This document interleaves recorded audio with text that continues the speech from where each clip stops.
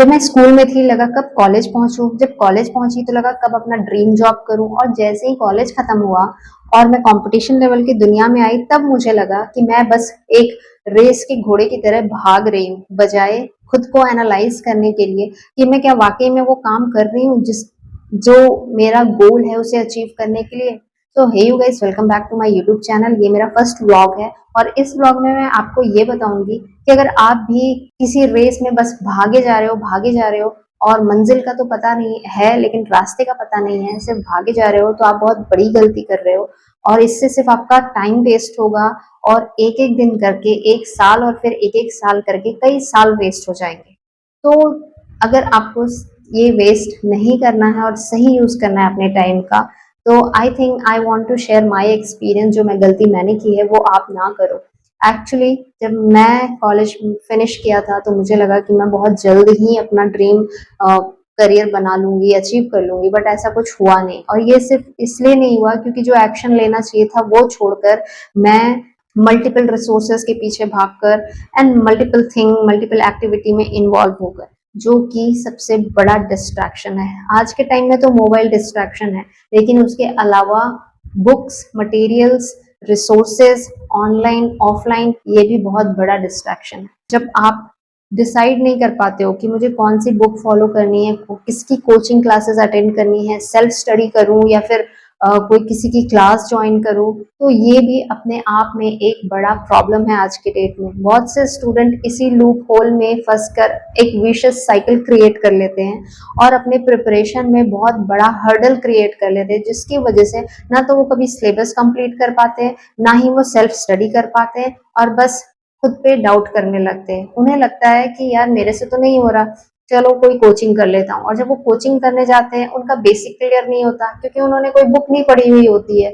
Book जब नहीं पढ़ते हैं और क्लास में लेक्चर फास्ट हो जाते हैं, आपको लगता है कि चलो मैं दोबारा से लास्ट वाला लेक्चर देखूं अगर ऑनलाइन था तो, और उसको देखने के चक्कर में आपको लगता है यार मैं कितना स्लो जा रहा हूँ और बच्चे तो आगे बढ़ गए, वगैरह वगैरह। ये सारी चीजें अल्टीमेटली आपको सिर्फ और सिर्फ प्रेशराइज करती है मेंटल लेवल पर और इमोशनल लेवल पर, क्योंकि जब आप पीछे होने लगते हो तो आपको लगता है यार मैं बैकअप नहीं कर पा रहा, मैं कोप अप नहीं कर पा रहा अपने परेशानियों से, या फिर अपने जो भी आपने स्ट्रैटेजी बनाई है वो आपको खराब लगने लगती है।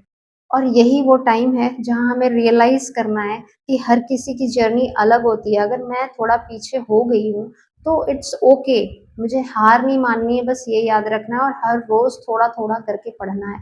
चाहे वो मेरा जो भी पढ़ाई का टारगेट हो, डेली टारगेट उस दिन का, वो मुझे कंप्लीट करना है, चाहे वो लेक्चर से रिलेटेड हो या सेल्फ स्टडी, दोनों को लेकर चलना है। और बेस आपका क्लियर होगा तभी आप कोचिंग में भी समझ पाओगे, और अगर कोचिंग नहीं ले रखे हो तो सेल्फ स्टडी करोगे तो वो भी आपका समझ आएगा। तो ओवर थिंकिंग से हटकर आपको मोटिवेशनल वीडियो के पीछे दौड़ना नहीं है, खुद देखना है कि मेरी क्या गलती हो रही है। अगर मैं किसी बुक को नहीं समझ पा रहा तो आपको खुद समझ लेना चाहिए कि मेरी बेसिक अच्छी नहीं है, और बेसिक के लिए हमेशा एनसीईआरटी ही बोला जाता है। आजकल आप किसी भी एग्जाम की तैयारी करो, हर चीज में एनसीईआरटी ही घुसी हुई है, चाहे आप स्टेट पीसीएस की करो या फिर यूपीएससी की करो, नीट, जेई, एसएससी, सीजीएल, इन सब में कहीं ना कहीं बेसिक तो छुपा ही हुआ है एनसीईआरटी का। तब क्योंकि जो जनरल स्टडीज आती हैं जनरल कॉम्पिटिशन्स में, उसमें वो चाहिए, इंग्लिश चाहिए, मैथमेटिक्स चाहिए ही चाहिए।